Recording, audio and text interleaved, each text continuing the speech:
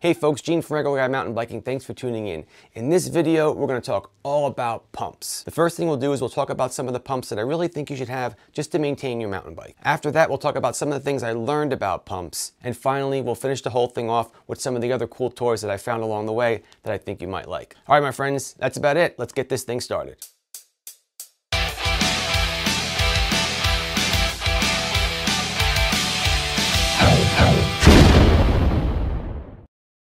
Hey folks, Gene from Regular Guy Mountain Biking. Once again, thanks so much for tuning in. Before we start talking about pumps, do me a favor. If at any point you find any of this content interesting and helpful, do me a favor and please click that thumbs up button. Also, if you want to stay up to date on any of the new content that's coming out, click that subscribe button and click that little bell so you're notified when new videos are coming out. You have to understand, seeing those thumbs up numbers grow and the subscriber count grow means the absolute world to me, and I really do thank you so much. Okay folks, now let's start getting into the content. Let's start talking about pumps.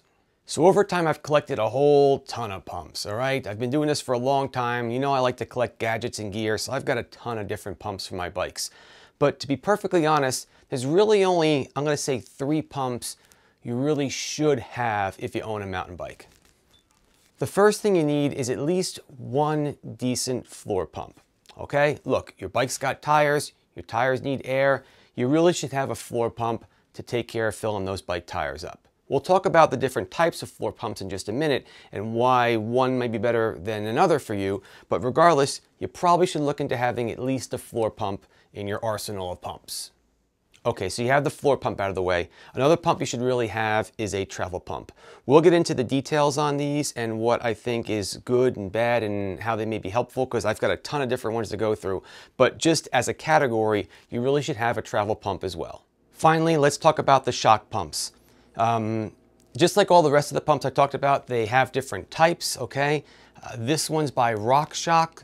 And I do like this one because, again, it does have more volume on it. It does have a digital readout. It's pretty precise, very reliable. I do like this one a lot, but you don't have to have something as fancy as this. Here's more of the standard one with the more analog type gauge over here. You really should have some kind of shock pump. We'll talk a little bit more about gauges and stuff like that in just a minute. There's not too much really more to talk about with these things other than just getting a decent one.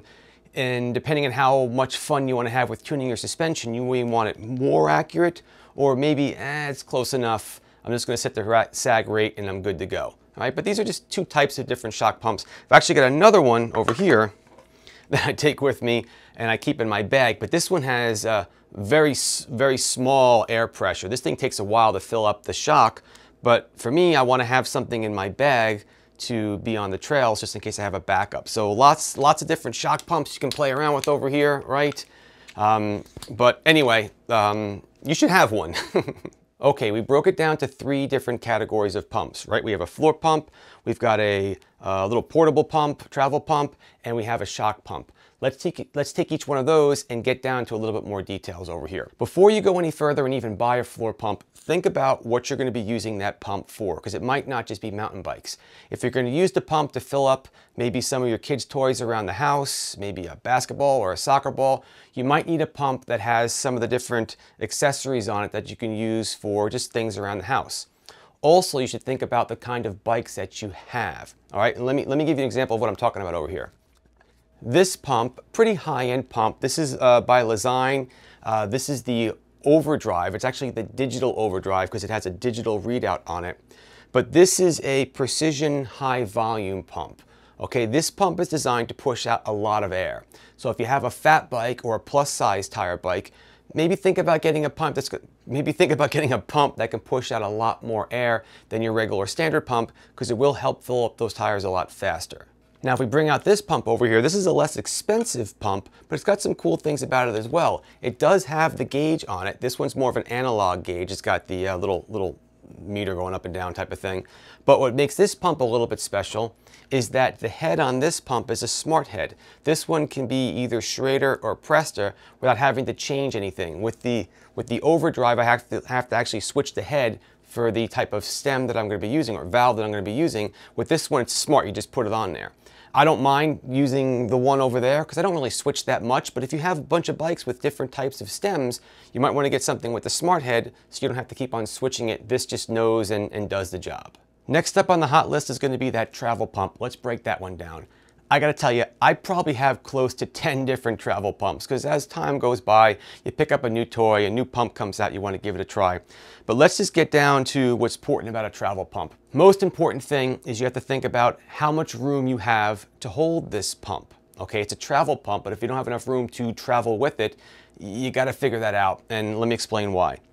This one, okay, this is also by Lezyne. I have a lot of Lezyne pumps, they work well. But this is also a high volume pump. I specifically bought this pump when I had my fat bike and I use it for my plus tire bikes. It pushes out a lot of air.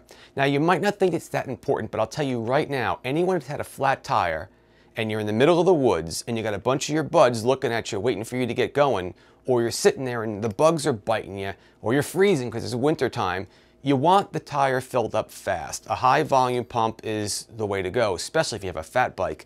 But this is a bigger pump. You have to make sure you have enough room for that pump, for this pump. This one also does not come with any kind of gauge on it. Another pump is your standard kind of, pump like this type of deal.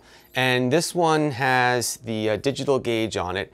This one also does do high volume, okay? Lezyne has a bunch of different types of pumps for different categories.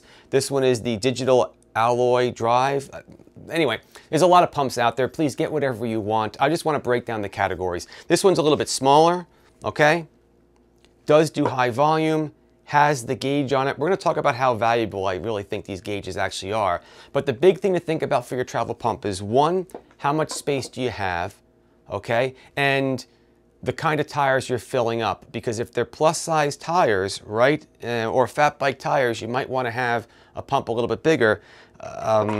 Let me give you an alternative, right? I've got this much smaller little pump. I mean, like, you're gonna be sitting there for a while filling that fat bike up with this little thing like this.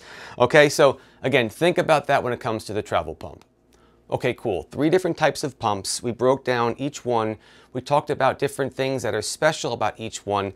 But let me tell you about some of the things that I've learned and things that I want to share with you. And then we're also going to get into some of the different cool, like, different goodies that I've also collected over time that I feel are actually rather important. But we'll get to these in a minute. The first thing I really want to cover is the topic of the gauges on your pump. Something I learned, because like I said, I like to just buy like lots of gadgets. So I figured, whoa, if it's got a digital gauge on it, I gotta have it. Why? Because it's got a digital gauge and it's got a button on it. I gotta have it. The problem is, no matter what you do, every pump you buy, the gauge will be different than the other pump that you just bought. They're never gonna be bang on. They're always gonna be a couple PSI. So I've got this cool digital gauge on my overdrive, and then I've got another cool digital gauge over here on this portable pump. And you know what? They're never ever gonna be the same. So personally, here's what I'm gonna recommend. Stick to one pump for the pressure for the gauge, all right? And the way I do that is with something I'll talk about in just a minute, but what I'm gonna say is basically this. You gotta pick something to be home base, okay? That's why with these travel pumps, I don't really care too much about the gauge as much as I thought I was gonna. Honestly, when I'm out there and I gotta get that tire changed fast, I'll tell you right this second, the squeeze test is all I do. Pump it up, squeeze test, is it good enough? Let's get the hell back on the trail and get going. Before I get on the bike at the trailhead, yeah, I'm using my floor pump and I'm getting it pretty precise. So that's my gauge, right? That's home base. These gauges, I don't really care. Oops. Like I said, this one doesn't even have a gauge. Squeeze test, good enough for me. So as far as the gauges go, pick one and use that one to be home base, okay? And then always stick with that one pump and then maybe write down what you're using for pressure and you can figure out how it feels on the trail. All right, so now let's talk about why I have so many pumps. Here's the deal. This pump over here, this guy stays here in the office, the studio, the house, the garage. This one stays home. This is my nice pump, okay? I keep this one here. I've got another floor pump that I keep in the trunk of my car. When I'm out on the trails, or rather when I'm getting ready to go on the trails, that pump's always in the car. I can't forget it. It's always there. So I've got an extra floor pump that I keep in the car. It's not as nice as that pump, but it does a great job. That one sits in the car. Same thing for when I'm on the trails. So this is the shock pump that I use to set my fork and my shock. This is the only one. I use this number, that's it. Because just like with floor pumps, the numbers are always going to be different. Pick something, make it your base. That's this. It's always going to be this. That being said, I do keep this smaller Lezyne one in my bag because of emergencies. It's not that big. Suppose someone's shock fails, or maybe you want to tweak the pressure, just something goes wrong. You know, it's good to have something like this. That's up to me. Some people don't want to have an extra one, but I always have this one, but I don't care as much about the gauge. I do have the gauge on this one because all shock pumps pretty much have them, and I'm not really worrying about this being as close to the RockShox. It's a rough estimate, so I know where I'm at. But that's why I have so many pumps. I've got two floor pumps, I got a bunch of floor pumps, and I've got different shock pumps because I like to have the spares. But what about cool gadgets, right? We all like cool gadgets. Let's get into the cool gadget part of this video. So here's the first cool gadget that I'm going to show you, and it is the best cool gadget in the world. I've got another video review of this that you can click a link and learn more about it. All right, this is a smart gauge. I forgot who it's by. Oh, it's by Topeak. I forgot. Now, this is what I personally do. I forget about all the gauges, okay? There's a gauge on that pump. There's a gauge on that pump. Forget it. This is the gauge I set my tires with. I keep this in my mountain bike bag. This way, if I have to borrow somebody else's pump, I always set my tires to the right level. If I use any of my other pumps, I set it to the right level. Even if I'm out in the trail and I use any of these guys, set it to the right level if I feel like doing it when I'm out in the trail. The reason why I do this is something has to be home base. I use this. I love this thing. So basically what I do is, with the other pumps, if I have to pump up the tires to get going, I'll use those pumps as a rough estimate. I'll get it to like 20 PSI, and then I'll stick this guy on there and use the little air checker thing to get it to right where I want it to be. So this is my gauge. I don't care about the other gauges other than using them for a rough estimate. The next gadget we want to get into would be CO2 cartridges. Personally, I don't really ever use CO2 cartridges. These are great for guys that just want to basically ride around with barely any gear whatsoever. It just seemed like it's a one-shot deal while you're out in the trail. If something goes wrong, you have to use this thing and hope you did it right to fill it up. I don't like to gamble that much while I'm out there, but they're out there. A lot of people love them. What I didn't realize, though, is that there are different size CO2 cartridges. So sometimes a CO2 cartridge is helpful to keep with you if you have a fat bike, just to get the tire up to where you want it to be, and then you can use a floor pump or a portable pump to get it to be exactly where you need it to be. I'm just not into these things, but a lot of people love them. So CO2, you know, have a blast. This is a CO2 slash sealant filler upper type of thing, okay? It's a can that has sealant and it's got air inside of it. This thing's pretty cool. So I'll use this thing with me. I'll keep it on the trail with me. If I'm gonna fill up something fast, this thing seems to do a pretty darn good job. I got a review on it if you want to learn more about it. This is more of a specialty item that I like, and I have used a couple times. So there are some specialty things that I do like to have, right? I like to have this gauge over here. If you're into CO2, there's some cool different things over here to get. That's up to you. But that kind of breaks down what I like when it comes down to specialty items. Okay, my friends, that's going to pretty much wrap things up for pumps. Like I said earlier, you should really have those 3 different types of pumps. Get yourself a good floor pump, all right, a travel pump and a shock pump, just so you can take good care of your bicycle.